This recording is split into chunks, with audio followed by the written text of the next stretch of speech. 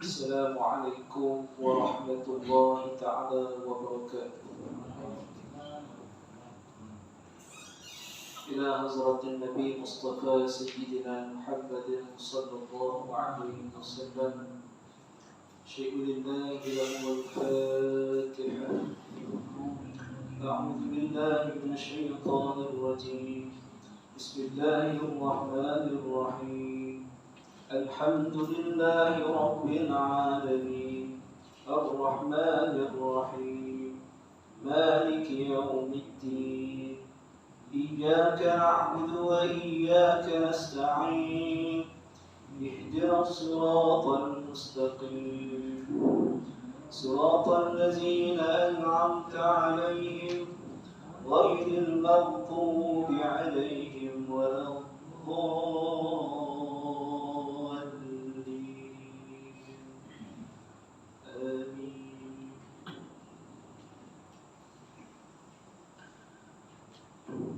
بسم الله الرحمن الرحيم. الحمد لله رب العالمين. نحمده ونستعينه ونستهديه ونستغفره ونعوذ بالله من شرور أنفسنا ومن سيئات أعمالنا. من يهده الله فلا مضل له ومن يضلله فلا هادي له. أشهد أن لا إله إلا الله وحده لا شريك له وأشهد أن سيدنا محمدا عبده ورسوله. يا أيها الذين آمنوا اتقوا الله حق تقاته ولا تموتن إلا وأنتم مسلمون. يا أيها الناس اتقوا ربكم الذي خلقكم من نفس واحدة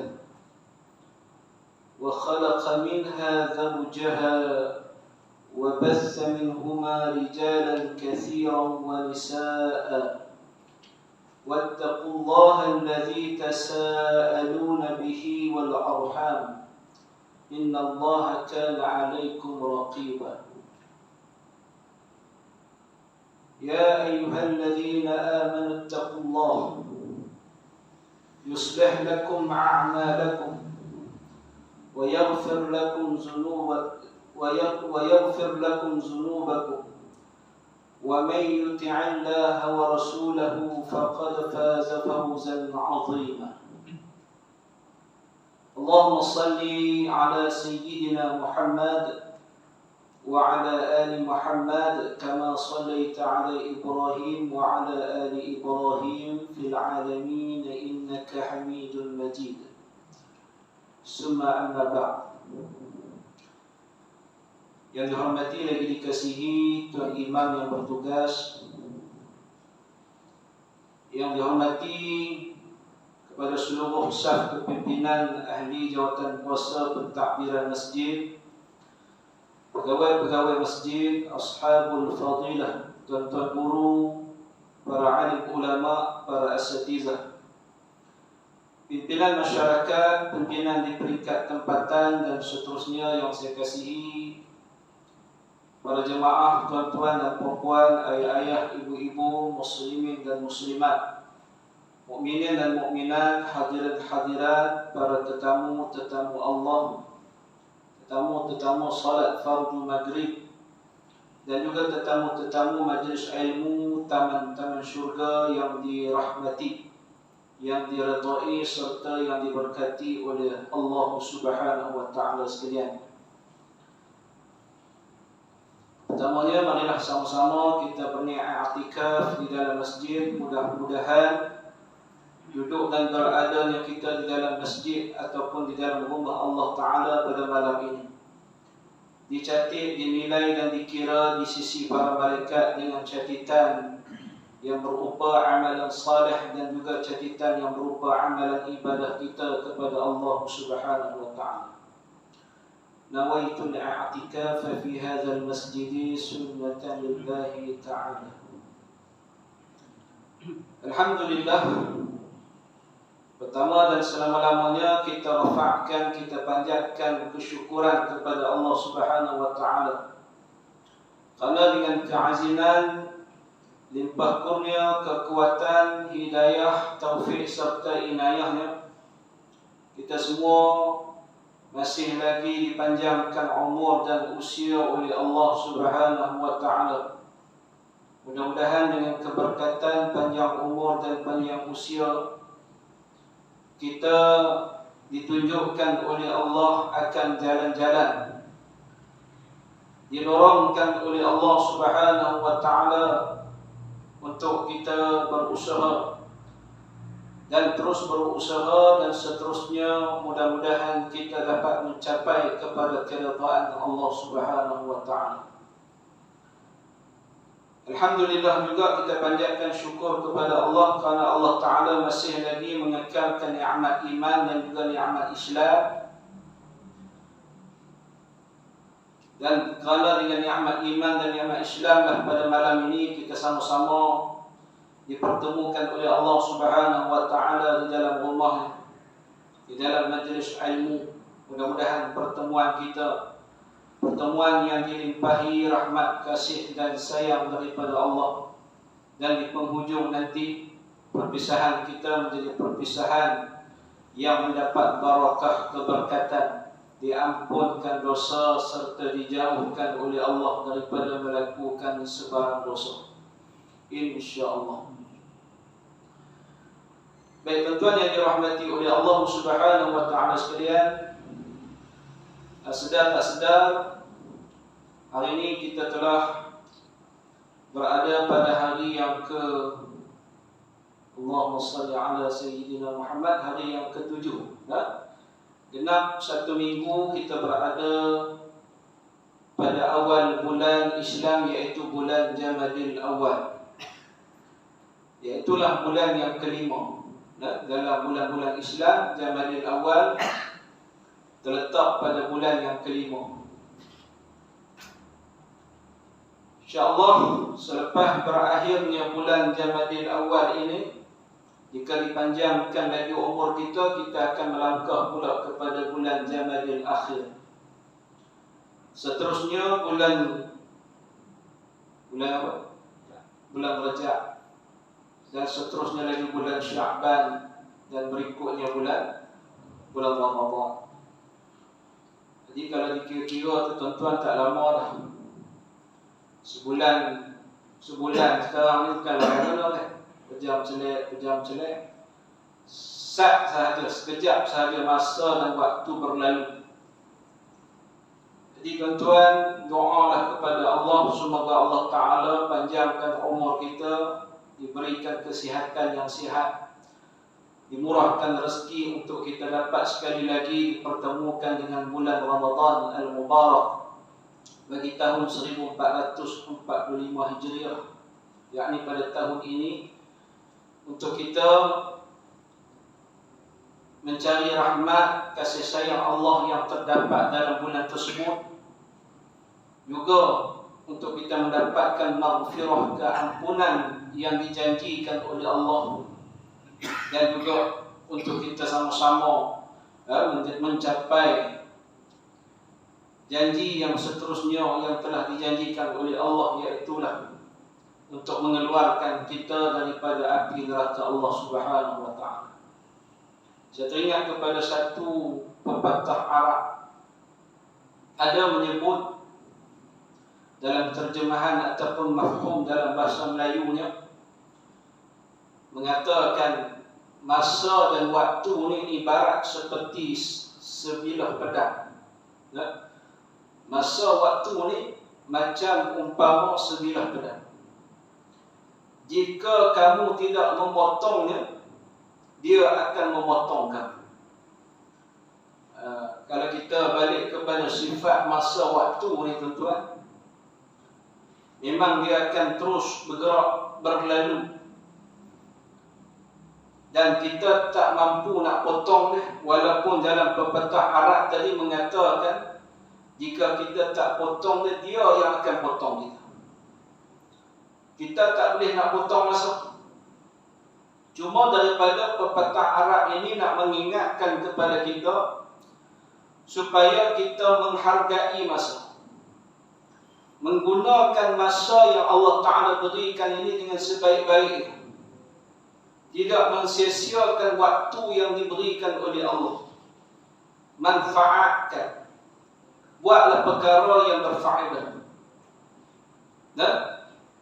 Bukan kata 1 jam tuan-tuan, malah 1 minit ataupun 1 saat pun yang baru sahaja pergi meninggalkan kita sebentar tadi, kita tak mampu untuk kembalikan, kita tak mampu untuk patahkan balik. Masa dan waktu ini terus akan berlalu, akan pergi meninggalkan kita.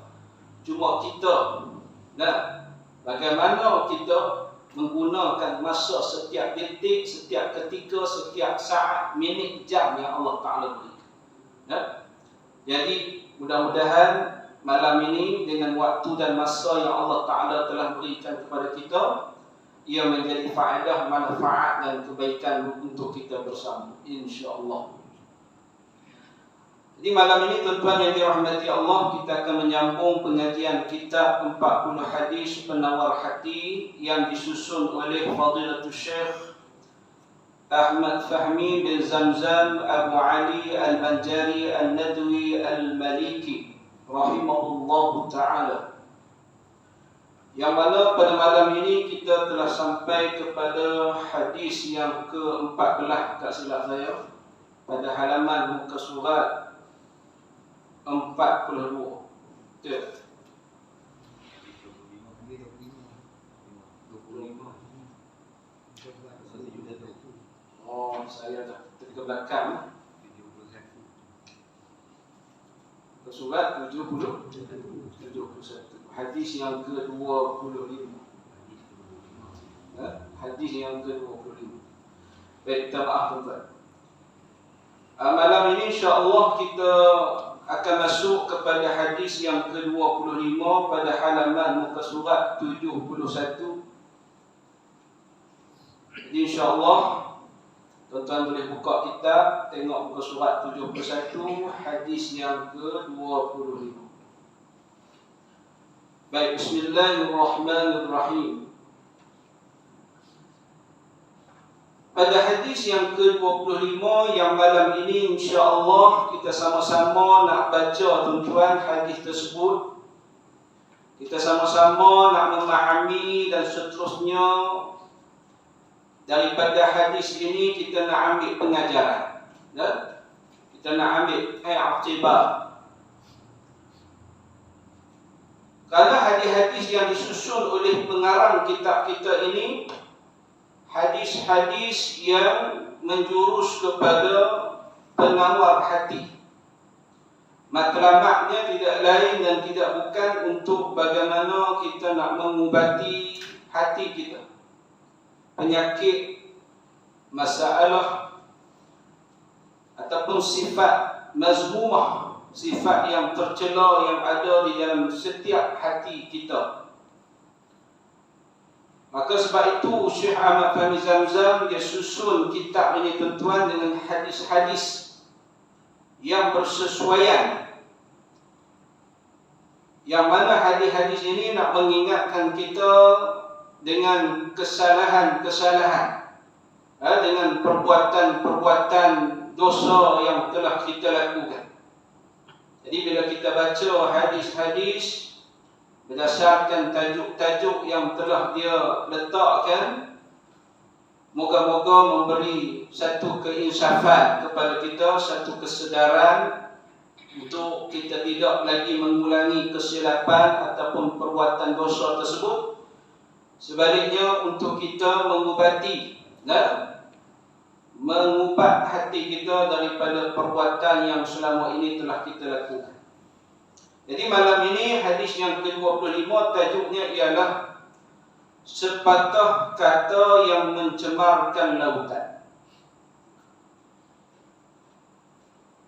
An Aisyah radhiyallahu anha qalat, qultu lin nabiy sallallahu alaihi wasallam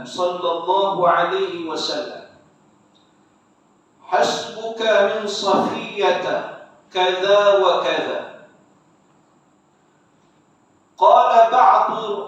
قال بعض الرواح تعني قصيرة، فقال لقد قلت كلمة لو مزجت بماء البحر لمزجته. قالت وحكيت له إنسانا فقال ما أحب أني حكيت إنسانا وإن لي كذا وكذا. الحديث رواه الإمام الترمذي وقال حديث حسن صحيح. Baik, tuan-tuan, hadis yang kita baca malam ini, hadis yang ke-25, statusnya ialah hadis hasan sahih. Kalau ikut kepada tingkatan hadis yang pertama sekali hadis sahih. Kalau ikut kepada tingkatan hadis yang kedua, iaitulah hadis hasan sahih. Ya, jadi hadis hasan sahih ini berada pada martabat yang dikira sebagai martabat yang tertinggi. Nah, selepas hadis sahih, maka hadis hasan sahih. Apa maksud hadis hasan sahih? Iaitu hadis yang baik, bukan sahaja baik, malahan ia hadis yang sahih. Ya? Baik. Hadis daripada Sayyidatuna Aisyah radhiyallahu anha, Ummul Mukminin Sayyidatuna Aisyah. Yakni siapa dia tuan-tuan? Sayyidatuna Aisyah radhiyallahu anha, Ummul Mukminin, yang mendapat gelaran ibu kepada setiap orang mukmin dan mak kepada setiap orang yang beriman. Iaitulah Aisyah ini isteri yang kedua bagi Nabi kita Muhammad sallallahu alaihi wasallam. Dan beliau adalah merupakan puteri kepada Sayyidina Abu Bakar As-Siddiq radhiyallahu anhu. Rasulullah sallallahu alaihi wasallam mengahwini Aisyah selepas daripada kewafatan isteri yang pertama, isteri yang Nabi cintai, iaitulah Sayyidatuna Khadijah Al-Kubra, Khadijah binti Khuwailid radhiyallahu anha.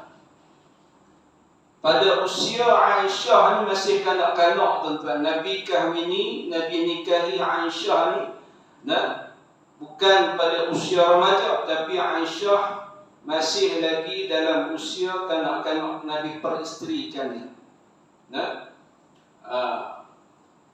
kalau zaman kita hari ini usia 7, 8, 9 tahun ni masih lagi ialah usia kanak-kanak, memang kebudak-budakan.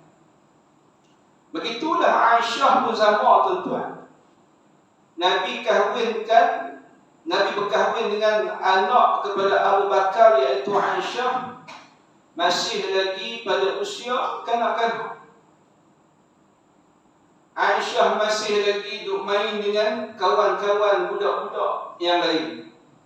Aisyah masih lagi main anak-anak patung, boneka-boneka. Tetapi Nabi sallallahu alaihi wasallam tidak menghalang. Yang kata apa? Aisyah hidup dalam perkembangan kanak-kanak walaupun dia telah menjadi isteri kepada Nabi sallallahu alaihi wasallam.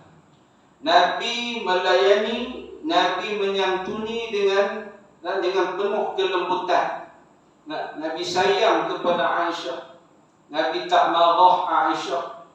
Nabi tak tegur Aisyah dengan tegurannya yang tidak bersesuaian dengan tahap umur dia. Itu sedikitlah nak cerita tentang Aisyah. Dan usia Nabi pula, kalau nak banding dengan usia Aisyah ketika itu, memang jauh lah tuan-tuan. Usia Nabi ketika itu memang menjangkau lebih daripada umur Aisyah.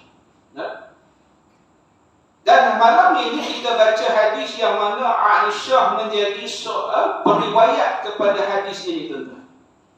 Nah, walaupun dia seorang wanita, seorang perempuan usia yang sangat muda, isteri kepada Nabi SAW, dan dia juga periwayat hadis di mana dia mendapat hadis secara langsung, secara direct daripada suaminya, iaitulah baginda Rasul sallallahu alaihi wa ala alihi wa sahbihi wa baraka wa sallam.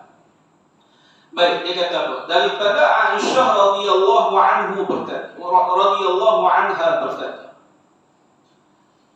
aku pernah berkata kepada Rasulullah sallallahu alaihi wasallam, qultu lin nabi sallallahu alaihi wasallam. Aisyah kata dalam hadis ni, dia penuh kata kepada Nabi, dia penuh habaq kepada Rasulullah, bagi tahu kepada Nabi, hasbuka min Safiyah kada wa kada, cukuplah bagimu Safiyah itu begini. Qala ba'du ruwah ta'ni qasirah. Berkata setengah daripada hadis yang lain, riwayat yang lain, tuan-tuan yang dirahmati Allah, dalam hadis yang lain dan riwayat yang lain, dia kata apa? Dia kata yang dimaksudkan oleh Sayyidatuna Aisyah bahawa Safiyah itu orangnya pendek atau rendah. Tu dia sebut ta'ni qasirah. Qasirah ni maknanya pendek ataupun rendah. Tak apa, kita baca dulu, tuan-tuan. Faqala, maka Rasulullah sallallahu alaihi wasallam bersabda, laqad qulti kalimatan law mujizat bima'il bahri lama zajathu. Nabi bersabda, engkau telah menuturkan satu kalimah ataupun satu perkataan yang jikalau dicampurkan dengan air lautan, nescaya kalimah itu, perkataan itu akan membusukkan air lautan. Seterusnya, qalat, Aisyah lalu berkata, tuan-tuan, dan berkata pula Aisyah radhiyallahu anha, bila mana Nabi sallallahu alaihi wasallam berkata demikian kepada Aisyah, Aisyah lalu respon, tuan-tuan. Aisyah lalu menjawab, wa hakaitu lahu insanan. Aisyah kata, pernah aku cerita kepada Rasulullah sallallahu alaihi wasallam tentang hal seseorang. Faqala, Nabi sallallahu alaihi wasallam lalu beliau bersabda, ma uhibbu anni hakaitu insana, aku tidak mahu menceritakan hal seseorang, wa inna li kadzalika kadza wa kadza, walaupun akan diberikan kepadaku begini. Makna begini itu maksudnya sekian. Hadis riwayat Tirmizi. Tuan-tuan, kalau kita baca hadis tadi ini, termasuk kita baca, kita melihat kepada terjemahannya, boleh jadi kita kurang memahami apa makna sebenar yang hendak diceritakan kepada kita. Baik, dalam hadis sebentar tadi, tuan-tuan, Aisyah cerita apa? Aisyah kata, Nabi sallallahu alaihi wasallam tegur Aisyah. Nabi penuh tegur Aisyah. Bila mana Aisyah penuh kata dekat Safiyah, Siti Safiyah ni siapa, tuan-tuan? Salah seorang daripada, Allahumma salli ala Sayyidina Muhammad, salah seorang daripada isteri Nabi Safiyah. Tadi kita kata Aisyah ni waktu dia kahwin dengan Nabi masih lagi budak-budak. Safiyah pun usia yang sangat muda juga tuan-tuan menjadi isteri kepada Rasulullah sallallahu alaihi wasallam. Di mana Aisyah penuh katalah tuan-tuan, kita mudah faham di sini. Maksudnya dia mengata. Nah, dengan perkataan di mana Aisyah kata kepada Safiyah, hang ni pendek, nah hang ni rendah, merujuk kepada saiz ketinggian Safiyah. Boleh jadi tuan-tuan, Aisyah ni lebih tinggi daripada Safiyah, manakala pula Safiyah ni saiz ketinggiannya lebih rendah berbanding dengan Aisyah. Maka sebab itulah Aisyah kata kat Safiyah, qasirah, hang ni pendek, hang ni rendah. Nah. Atau dalam bahasa yang lain perli je lah. Nah, sering kita kata ni makna, ataupun dalam bahasa yang lain dia perli. Maka Nabi sallallahu alaihi wasallam tegur Aisyah. Bila Nabi dengar, Nabi dapat tahu yang Aisyah kata sebegitu kepada Safiyah. Dalam hadis yang kita perhati tadi tuan-tuan, Nabi kata apa? Nabi kata kepada Aisyah, engkau telah menuturkan satu perkataan, satu kalimah yang dikalau dicampurkan kalimah tersebut dengan air lautan ni tuan-tuan, banyaklah. Nah, bukan air lautan ni ambil sikit tuan-tuan. Tak gaduh ambil air lautan pun tak apa, ambil air lain pun tak apa, ambil air parit ke, air polah ke, air telaga kan. Tapi Nabi sebut air lautan di sini, kata ulama, ialah air yang berada dalam laut. Bukan pi ambil air tersebut, tapi merujuk kepada laut yang dipenuhi dengan air. Laut yang sangat banyak air tersebut. Nabi kata apa? Perkataan yang kamu tuturkan itu, kalimah yang kamu sebut tadi ini, kalau dicampur, dibawa masuk ke dalam air laut, maka akan menyebabkan air laut tersebut jadi busuk, membusukkan kesemuanya, keseluruhan. Inilah tuan-tuan berkait dengan tajuk hadis kita malam ini, iaitu sepatah kata yang mencemarkan lautan. Sepatah. Nah, maka hadis ini tuan-tuan nak menjadi panduan buat kita semua malam ni yang mendengar. Menjadi kita kata apa? Indikator. Kita meletakkan hadis ini sebagai petunjuk di dalam urusan kehidupan kita, di mana kita tak dapat lari tuan-tuan. Tak dapat lari kita ni sebagai hamba Allah.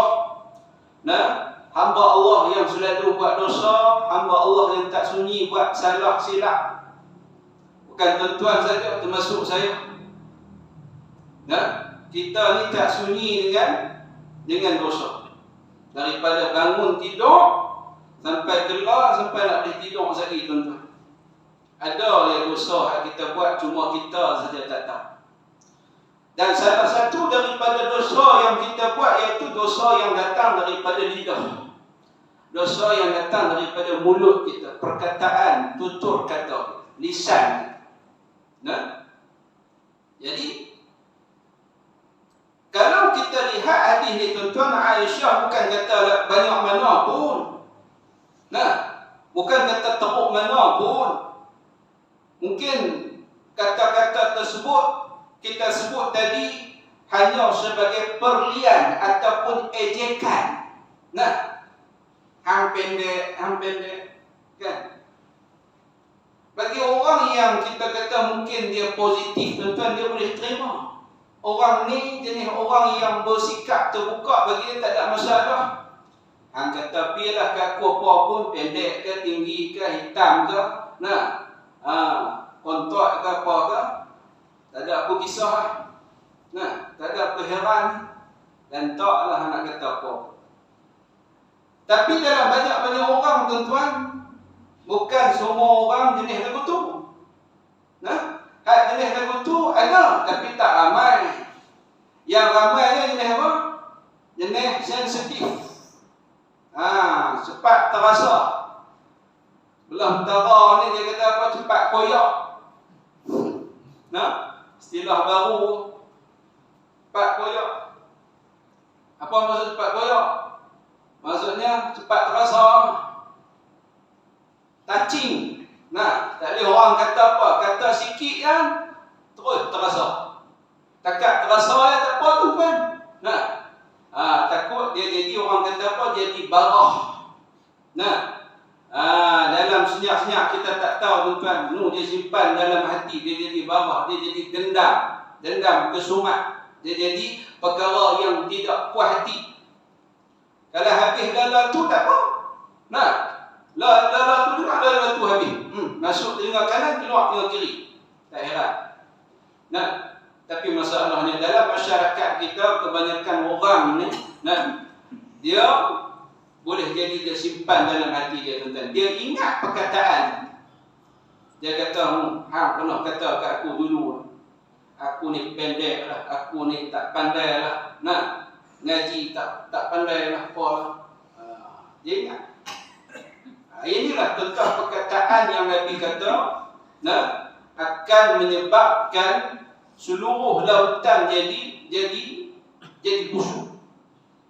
Kerana sepatah kata-kata mencemarkan seluruh lautan. Bukan senang tuan-tuan. Nak jaga lidah ni bukan senang. Dalam pepatah Arab, kalau di awal tadi kita kata masa ni umpama pedang tuan-tuan. Dalam pepatah Arab begitu juga dalam peribahasa orang Melayu pun ada menyatakan yang kata apa? Lidah ni umpama pedang. Lidah ni dia tajam. Lidah ni dia tajam betul-betul. Kalau dia keluar perkataan yang baik-baik tak ada masalah. Tapi bila dia keluar perkataan yang tak apa nak baik ni, dia dianggap macam apa? Macam pedang tajam. Orang yang mendengarnya umpama macam tertusuk pedang tu, pisau yang tajam ke dalam hati dia. Dia. Bukan semua orang mampu cakap elok ni tuan-tuan. Dalam ramai-ramai kan, berapa orang yang tutur kata yang baik. Orang dengar tu seronok, tak terasa. Tapi dalam ramai-ramai kita kata manusia ni, ada juga orang yang tutur katanya kasar, tutur katanya keras. Kena pula orang belah-belah utara ni, memang cakap dia kasar. Tapi hati dia baik. Orang utara ni cakap dia kasar, hati baik. Betul tak? Kau tuan-tuan tak setuju? Kita lagu tu lah tuan-tuan. Saya pun sama cakap ya. Tapi insya-Allah lah hati kita ni, hati dalam ni siapa tak tahu. Yang tahu hati kita ni hanya Allah Ta'ala. Baik tak baik, jahat ke, buruk ke, sebagainya, Allah Ta'ala saja yang tahu. Tapi akhlak lah tuan-tuan. Yang kata hati ni, dia merujuk kepada akhlak kita, kepribadian kita, tingkah laku kita. Luaran kita ni dapat dilihat melalui tindakan kita, perbuatan kita. Ada orang dia cakap lemah lembut tu, cakap baik, sopan santun, boleh jadi hatinya hati yang lembut. Orang hati lembut dia cakap lembut. Boleh jadi pula orang yang mungkin cakapnya agak kasar, agak keras ni, boleh jadi hatinya juga keras. Wallahu a'lam. Kita kata boleh jadi, tapi tidak semestinya. Sebagaimana kita sebut tadi, ada orang dia cakap saja kasar tapi hatinya lembut. Orang utara ni macam tu. Tak boleh kita pukul rata, kita kata orang utara ni tak boleh pakai. Macam mana mulut dia, macam tu lah hati mereka. Tak boleh kata begitu. Orang utara ada yang baik-baik. Bukan semua. Kita mengukur orang utara atas siapa-siapa pun dengan lidah ni, dengan tutur kata ni semata-mata. Tapi tengok macam mana layanan ni pula. Tengok orang layan macam mana. Kalau orang utara ni layan baik, layan ni bagus, maknanya Tidak semestinya kata-katanya kasar, layanannya tak elok. Nah, layanannya baik, layanannya bagus. Siapa-siapa main pada luar, bukan orang tempatan, bukan orang negeri ni, main pada mana-mana kan. Main ke negeri kita, nah kita layan dia elok tuan. Orang berkata, ish, rupanya orang Tawar ni bagus. Dengar yang kata tu kasar, keras, tapi dia orang bagus. Tuan-tuan yang dirahmati Allah Subhanahu wa taala sekalian. Nabi tegur Aisyah, Nabi kata kata-kata kamu, perkataan kamu yang mengatakan Siti Sofiyah tu pendek, rendah tu, perkataan yang tak elok. Yang boleh menyebabkan Siti Sofiyah tu kalau dia terasa hati, dia kecil hati, masuk dalam hati dia, dia berasa dengan perkataan kamu tu akan menyebabkan perkataan itu kalau pun masuk campur dalam air lautan, satu lautan tu akan busuk. Itu perumpamaan lah kita kata tuan. Nabi bagi perumpamaan nak menggambarkan perkataan walaupun satu patah saja tak elok tuan. Habis. Tak kata tuan kita kalau tersilap sebut sikit tuan, orang ingat tu, orang tak nampak dah hak yang kita buat baik. Orang tak nampak dah kebaikan kita, orang tak nampak dah perkataan kita yang banyak-banyak yang selama ni kita duk kata elok tu. Dia tak nampak dah, hanya nampak yang kita sebut saat-saat tadi tak elok. Kan? Bukan kata-kata saja, malahan perbuatan kita pun sama tuan. Kita buat silap tuan, orang tak nampak dah hak kebaikan kita yang kita buat selama ni. Orang nampak yang tadi ni kita buat tak elok. Itu sifat manusia kebanyakan. Tapi kalau boleh kita jangan jadi legutulah tuan-tuan. Tak kenal orang kata, tak melihat langsung kebaikan orang, hanya melihat kerana sedikit kesilapan, sedikit kesalahan, sedikit buruk. Nak cerita buruk manusia ni tuan-tuan, semua orang ada keaiban, semua orang ada buat salah. Betul tak tuan-tuan? Hari ni kalau kita tengok dalam media sosial, akhbar ataupun berita, kalau tuan-tuan tengok yang hari ni diberitakan ada satu orang ustaz di Kelantan sana, kira ustaz ni kira terkenal lah tuan-tuan, dihadapkan ke mahkamah dan dijatuhkan hukuman berapa belas bulan tak silap saya, hukuman penjara kerana telah mencabul kehormatan, bukan perempuan, cabul kehormatan orang lelaki. Dia cium, dikatakan dia cium lelaki tersebut. Wallahu a'lam. Maka dijadikan sebagai kes, dan kes ni dia bawa ke mahkamah. Hari ni bicara tuan, jatuh hukum. Maka hakim jatuhkan hukuman penjara belas tahun. Saya tak ingat berapa belas tahun tak. Jadi hari ni dalam media sosial ni orang duk kata aku selalu, kalau biasalah kan jabatan netizen. Kata netizen ni, kalau tuan-tuan kita tengok tang komen, netizen duk komen. Nak jumpa yang baik itu tak ramai. Kena pula ada berita-berita jenis sensasi macam ni. Yang banyak duk komen, duk kata, ini saya ustaz bertopengkan setan.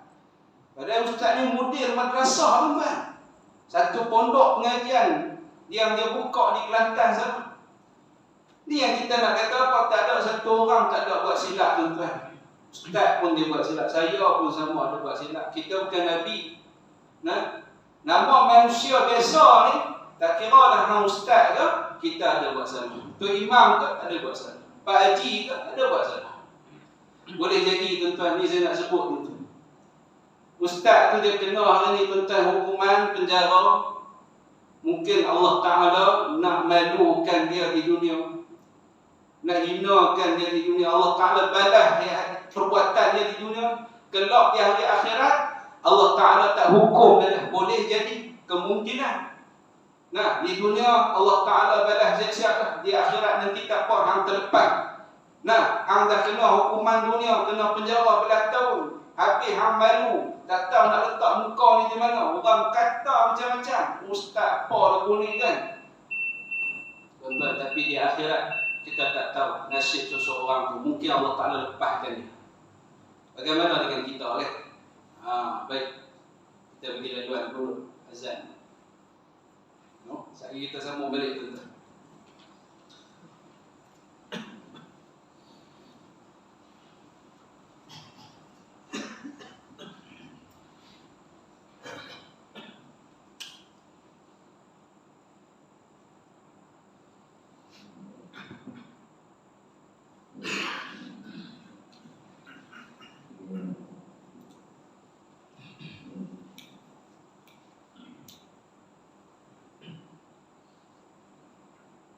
Allahu Akbar.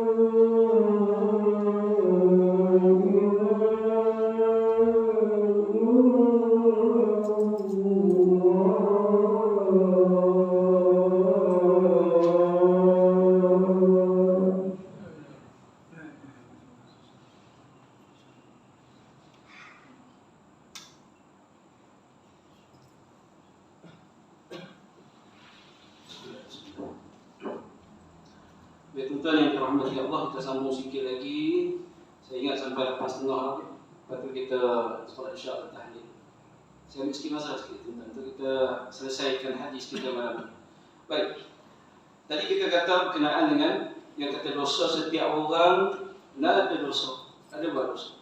Cuma tinggal lagi dosa-dosa kita ni Allah Ta'ala tak buka lagi tu.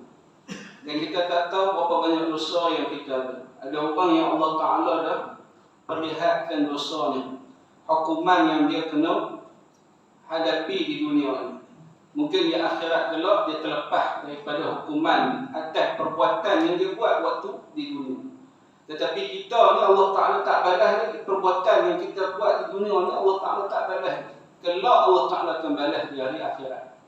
Jadi tuan-tuan, balik kepada hadis kita, dia cerita lagi Aisyah pernah cerita kepada Nabi SAW tentang hal seseorang. Aisyah kata, pernah aku cerita kepada Rasulullah tentang hal seseorang.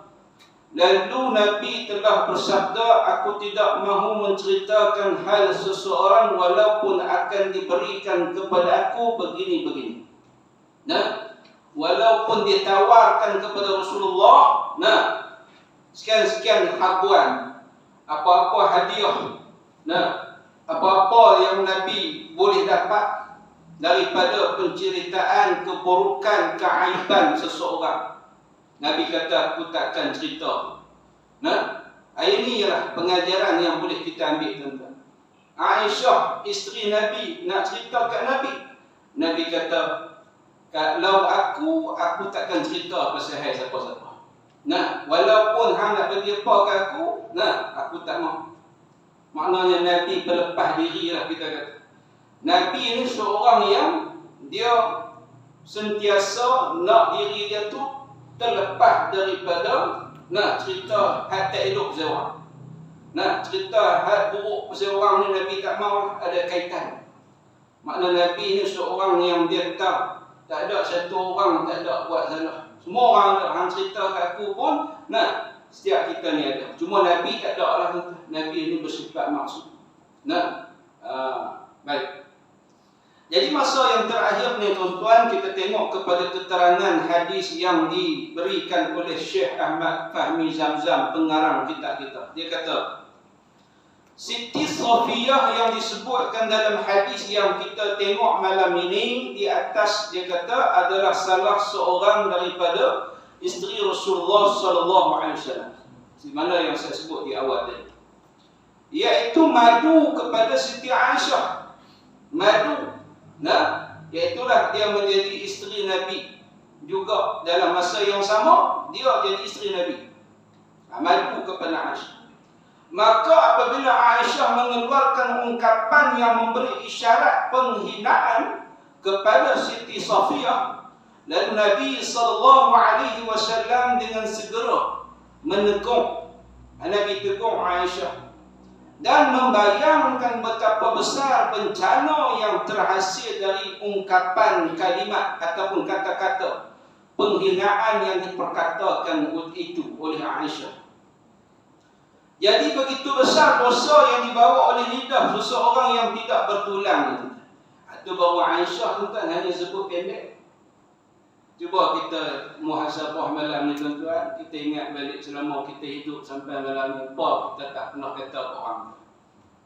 Macam-macam pun. Allahu Akbar ni yang kata apa? Dosa yang tak terhitung tuan-tuan.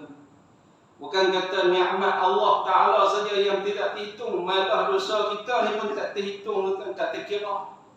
Baru dosa tang mulut, dosa lidah, belum kira dosa mata, dosa telinga, dosa tangan, dosa kaki, dosa itu, dosa ini, macam-macam ni. Ya Allah, banyaknya dosa kita. Ni kalau kita faham tuan-tuan, kita kena banyak istighfar. Dengar hadis malam ni, Allah, banyak dosa. Dosa yang dalam hati kita kira lain pula. Dosa-dosa kita buat tadi menjadikan dosa yang menjadikan hati kita jadi hitam. Setiap satu dosa kita buat, tumbuh satu titik hitam dalam hati. Gak-gak hati kita ni lagu mana tuan-tuan? Kalau di segala-gala dosa tadi ni semuanya tumbuh titik hitam dalam hati kita, makna katanya daripada asal kejadian hati kita tu putih, berseri, putih, bersih. Nah, hari ni gamaknya hitam, tak tahu nak kata lagu mana. Hati saya lah tuan-tuan, hati tuan-tuan saya tak tahu. Nah, boleh jadi hati kita sama lah betul juga. Jadi kita kena tahu tuan-tuan, macam mana kita nak bersihkan hati kita. Bukan hanya baca hadis 40 penawar hati, balik lagi bersih dah hati kita tak guna. Tapi kita kena ubah. Macam awal tadi saya kata, kita kena ubah, kita kena berhenti. Nah, kita tak mau teruskan, tak mau perbuatan yang kita dah buat tu berkekalan. Tanpa ada henti, kita dah buat sampai kesudah. Padahal kita dah diberikan ilmu, dah diberikan petunjuk daripada Allah melalui pengajian. Kita baca hadis-hadis macam ni tuan-tuan, untuk menjadi ingatan kita di masa akan datang. Nah, keluar daripada masjid ni kita ingatlah, aku tak mau kata kat siapa dah. Malam ni saya baca pasal hadis, kata-kata kat orang ni, nah, Nabi kata apa? Macam boh dalam lautan habis busuk satu lautan. Dia tuan-tuan.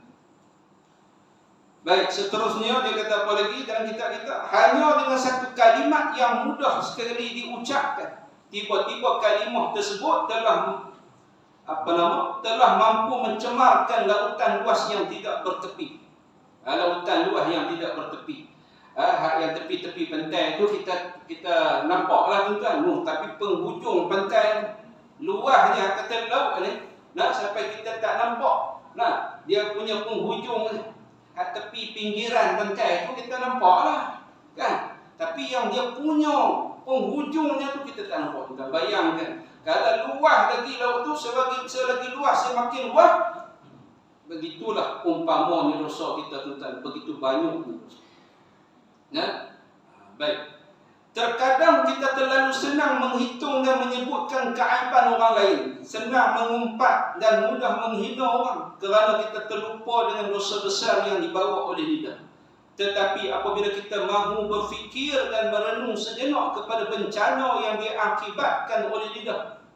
Dia sebut dalam kitab kita tentang bencana yang datang daripada lidah. Kita faham dosa lidah, tapi dia boleh jadi satu bencana. Kita faham apa? Dosa lidah.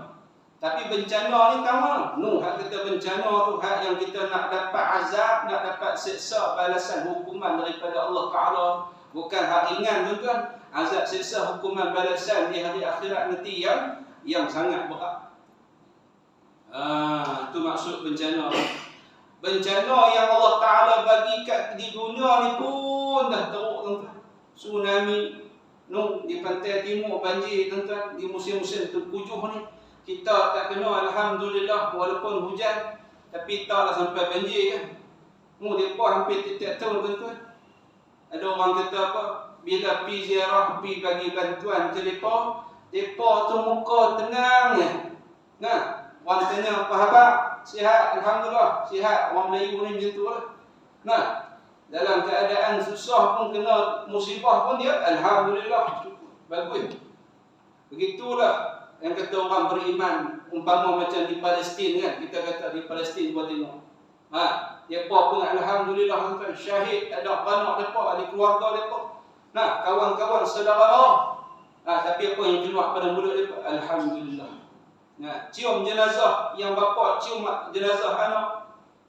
Yang anak cium jasad mak ataupun ayah, adik-adik yang lain. Dia ucap alhamdulillah. Syukur, puji-pujian kepada Allah pasal ambil ahli keluarga kami ni jadi salah seorang yang syahid. Mati syahid, mati yang mulia. Jadi kita kata apa? Tu hak kata keaiban orang, mudah kita perkatakan, tetapi kita lupa dengan keaiban diri kita. Biasanya jadi lagu tu lah tuan-tuan. Bila orang cakap tentang keaiban orang lain ni, dia lupa yang diri dia juga ada keaiban. Cuba kalau dia tahu, diri aku pun ada keaiban, aku nak pergi sebut keaiban orang apa? Masing-masing orang ada keaiban, termasuklah diri kita sendiri. Baik. Tetapi Tapi apabila kita mahu berfikir dan merenung sejenak kepada bencana yang diakibatkan oleh lidah ataupun muhasabah, merenung seketika, fikir balik muhasabah, kalaulah esok Allah Ta'ala hukum kita, seksa azab kita dengan seksa hukuman azab yang berat di hari akhirat, yang mana satu tuan-tuan yang kita nak tuan-tuan? Di kesempatan peluang Allah Ta'ala masih hidupkan kita ni, kita boleh bertaubat, kita boleh istighfar minta ampun, kita boleh stop lidah kita ni, cakap ketika perlu saja, ketika tak perlu tak payah. Kita senyap itu lebih baik, diam itu lebih baik kata Rasulullah daripada kamu berkata-kata. Yang mana satu tuan-tuan nak tuan-tuan? Tuan-tuan nak terus berkata-kata, mengumpat fitnah, mengadu domba, ataupun apa yang kita kata, sesuatu perkataan yang tak baik di belakang orang yang kita kata. Kalau di depan-depan tobatnya kita tak berani tuan-tuan. Ni pasal berani ni pasal cakap di belakang ni tanpa pengetahuan orang tersebut. Orang tu kalau dia tahu tuan-tuan, habis kita. Dia kerja kan? Betul tak? Jadi bergaduh. Tapi kita tak cakap di depan dia tuan-tuan. Dia tuan-tuan nak yang mana satu tuan-tuan? Nak kita berlepas diri daripada kita kena di akhirat, ataupun kita nak meneruskan perbuatan itu yang kelak di hari akhirat kita akan kena azab seksa hukuman balasan daripada Allah Subhanahu wa taala. Dan yang terakhir tuan-tuan, kemudian Imam Al-Ghazali rahimahullahu taala dalam kitab Bidayatul Hidayah, Imam Al-Ghazali kata tokoh ulama tasawuf ni tuan-tuan, dia karang kitab salah satunya yang nama Bidayatul Hidayah. Cerita salah satunya bab menjaga tangan. Bab menjaga tangan. Ada menyebutkan bahawa apa yang ditulis oleh seseorang itu sama dengan diucapkannya dengan lidahnya. Imam Ghazali kata apa? Orang yang dia tulis, contoh kita tulis di mana tuan-tuan? Kita tulis teks, kita typing dalam media sosial kita, dalam Facebook umpamanya, dalam apa lagi, WhatsApp. Orang Ghazali tak sebut WhatsApp. Kita tulis di situ tuan. Zaman dulu tulis surat. Lah ni mana ada tulis surat dah. Tak ada orang pergi hantar surat layang. Tak puas hati ke AJK masjid ke apa kan. Tak, surat layang di rumah. Siapa yang hantar ni? Dia tak buh nama dia. Kalau buh nama dia, orang hantar sangat. Oh, dia ni orang asam belum. Dia tak buh nama dia. Lah ni zaman orang kata zaman teknologi tuan-tuan. Sebab tu netizen yang kata sebut tadi, dia komen kodan ni tuan-tuan. Kata dia tak pakai lidah tak betulan. Tapi hari ni orang pakai apa? Pakai tangan. Tangan ni mudah nak tulis tu. Dia nak maki hamu, dia nak mencelakakan siapa-siapa, dia tulis. Ada dahsyat tuan-tuan. Artis ke siapa ke, selebriti ke, orang politik ke sebagainya, dia komen semacam tak takut tentu dosa. Kita kalau baca kita kata dahsyat ni pun. Tak takut dosa ke, tak takut mati ke. Itulah yang berlaku pada zaman hari ini. Maka dia kata lagi, jangan seseorang itu menulis dengan tangannya sesuatu yang tidak boleh diucapkan oleh lidahnya. Lidah tak ucap, lidah tak kata, lidah tak sebut, tapi tangan kita yang tulis. Yang hari esok di hari akhirat, tangan ni pun akan jadi saksi. Allah Ta'ala tak tanya mulut kita untuk mulut kita berbicara, mulut kita menjawab pertanyaan Allah. Tapi pada hari akhirat nanti Allah Ta'ala kata apa? Tangan-tangan di antaranya akan jadi jadi saksi. Jadi juru cakap. Al-yawma nakhtimu ala afwahihim wa tukallimuna aydihim. Kami tutup pada hari tersebut lidah kamu, mulut kamu kami kuncikan. Tetapi tangan-tangan kamulah yang akan berbicara, yang akan wa tukallimuna aydihim, akan bercakap-cakap di depan Allah Ta'ala. Sesuatu yang tidak boleh diucapkan oleh lidahnya. Kata Syekh Ahmad Fahmi Zamzam, pada zaman sekarang ini termasuklah dalam hal ini komunikasi melalui apa? SMS, message. SMS ni maksud message, kita minta message. Ataupun Facebook, WhatsApp dan lain-lain lah, platform, lain-lain media sosial yang lain. Ada yang Instagram lah, TikTok lah, macam-macam, Twitter lah. Itu semua dikira sama dengan ucapan lidah yang mesti dipertanggungjawabkan. Tuan-tuan jangan ingat terlepas. Kita tulis dengan tangannya. Nah, yang kena esok lidah, bukan tangan. Tak, tangan pun kena. Berdasarkan ayat yang kita sebut tadi dalam surah Yasin kan. Dengan jelas Allah Ta'ala kata wa tukallimuna aydihim. Jadi kita mesti berhati-hati menggunakan kemudahan alat komunikasi yang canggih, alat teknologi yang canggih pada zaman hari ini. Dia tak salah. Walaupun zaman makin maju ni, tak salah tuan-tuan. Ada teknologi komunikasi serba canggih ni, tak salah. Yang salah kita kalau kita salah guna. Guna ke jalan yang betul tak apa. Tuan-tuan tak apa, tuan-tuan dakwah kan, tuan-tuan kata-kata hikmah ke, tuan-tuan teks ayat Quran ke, hadis ke kan, kata-kata ulama ke, tuan-tuan nak sebarkan. Nak masukkan dalam grup, mana-mana grup ke. Bila orang baca, orang termotivasi. Contoh, orang baca, dia menjadi inspirasi, kesemangat ke kan, keinsapan pada dia menjadi pengajaran. Yang itu tak apa. Tapi kalau tuan-tuan masuk tu, dia boleh pula tubuh satu grup. Ni grup apa? Grup mengata. Orang tak layak tak jangan masuk dalam grup ni. Orang cepat koyak jangan masuk dalam ni. Ada tuan-tuan. Ada pula. Di masjid ni atas senyap-senyap ada satu grup lain. Kita bukan tahu. Dia ada tuan-tuan, bukanlah saya kata masjid ni. Dalam masyarakat kita ni, dia ada satu tim lain. Dia nak cerita tak elok ke apa kan, nak sosial, dia buat satu grup. Ni pun tak bagus juga tuan-tuan. Kita kalau tak puas hati pun, saya ingat bagi saya yang terbaik kita cakap depan-depan. Kita pergi depan-depan, kita beritahu. Nak tegur ke, nak nasihat ke, nak beri pandangan, pergi depan-depan. Jangan kita orang kata tulis melalui WhatsApp dalam grup. Walaupun orang tu ada dalam grup, tapi bila kita post dalam grup ni tuan-tuan, orang ada yang terbaca, dia jadi aib juga. Kita mengaibkan seseorang tu dalam grup. Daripada orang tak tahu, orang tahu. Orang kata, dia ni nak kata kat siapa, nak kata kat kawan ni. Itu pun kurang baik tuan-tuan. Eloknya kita tak puas hati pada satu orang ni, kita pergi kat dia terus. Habis. Selesai ke lelah tu tuan-tuan.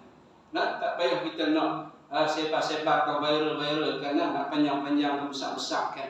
Sampai orang yang tak tahu apa dia diktahu. Ini pun dosa tuan-tuan. Bukan mengurangkan dosa, mengecilkan dosa, tapi dia membesar-besarkan lagi dosa. Daripada kecil dia besar. Jadi insyaAllah itu yang boleh sama-sama malam ini kita faham daripada hadis yang ke-25 ni tuan-tuan, tentang sepatah kata yang mencemar lautan. Jadi mudah-mudahan hadis ini menjadi petunjuk buat kita semua, termasuk saya, untuk selepas ini kita sama-sama tuan-tuan menjaga kata-kata kita.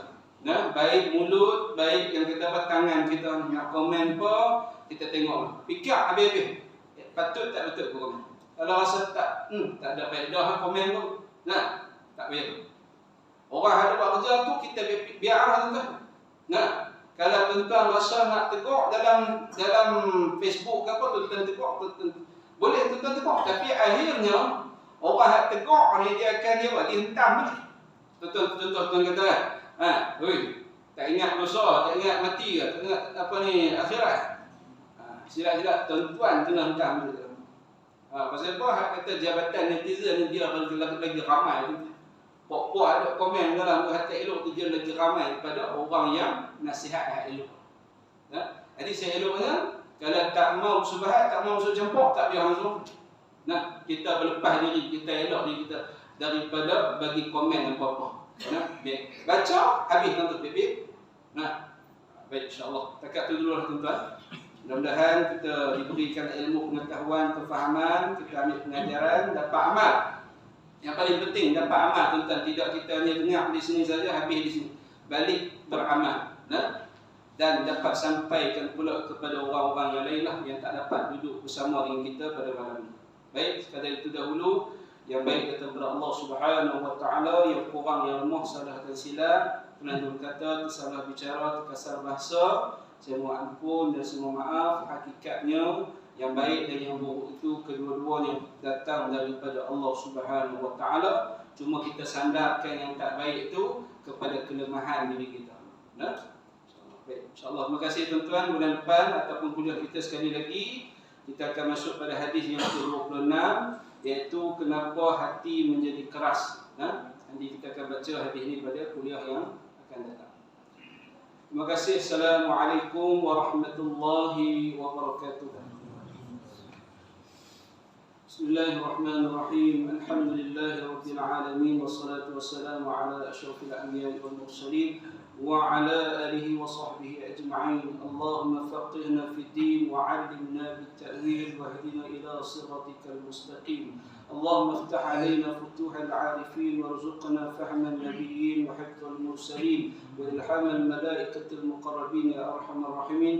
اللهم انصر الإسلام والmuslimin. Ya Allah, ya Tuhan kami, Engkau berikanlah pertolongan dan bantuan kepada seluruh orang Islam. Ya Allah, Engkau berikanlah pertolongan dan bantuan-Mu ya Allah kepada saudara-saudara Islam kami. Ya Allah, Allahumma ansur ikhwanana fi Palestin. Ya Allah, Engkau turunkanlah bantuan dan pertolongan-Mu buat saudara-saudara kami di bumi Palestin. Ya Allah, sallallahu ala sayyidina Muhammadin wa ala alihi wa sahbihi wasallam. Walhamdulillahi rabbil alamin. تقبل الله منكم.